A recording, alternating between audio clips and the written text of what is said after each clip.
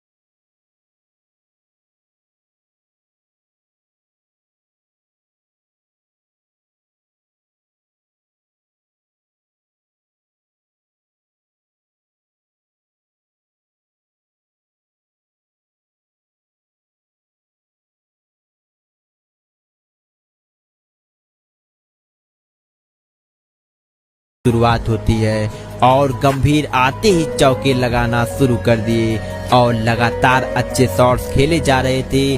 फिर सहवाग ने भी एक चौका जरूर लगाया, लेकिन अगले ही बॉल पर वो आउट हो गए मात्र 10 रन बनाकर। लेकिन इसके लिए इन्होंने 32 गेंदें खेल डाली।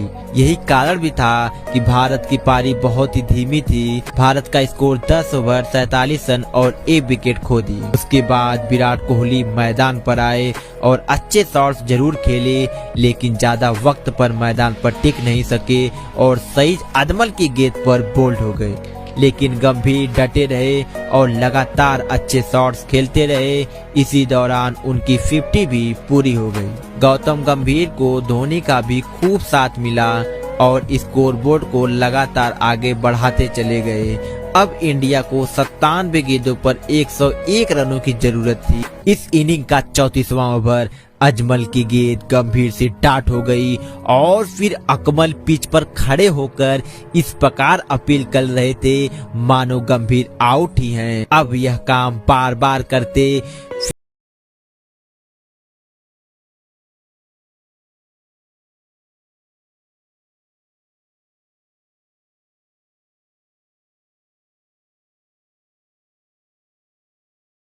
इससे बचा लिया। लेकिन धोनी अगले ओवर की पहली गेंद पर शोएब अख्तर को इतना जोरदार चौका मारा और धोनी ने अपनी 50 पूरा कर लिया।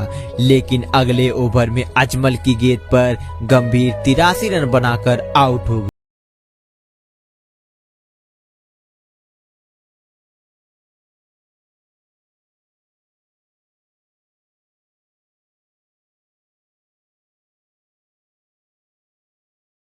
रैना की जोड़ी।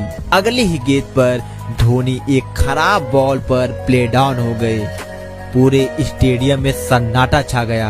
एक तो धोनी के आउट होने का गम, ऊपर से पाकिस्तान का सेलिब्रेशन जले पर नमक छिड़क रहा था। फिर जडेजा आए और सईद अजमल की गेंद पर आउट हो गए। अब मानो पाकिस्तान ने इस मैच को जीत लिया हो, उसका जश्न इंडिया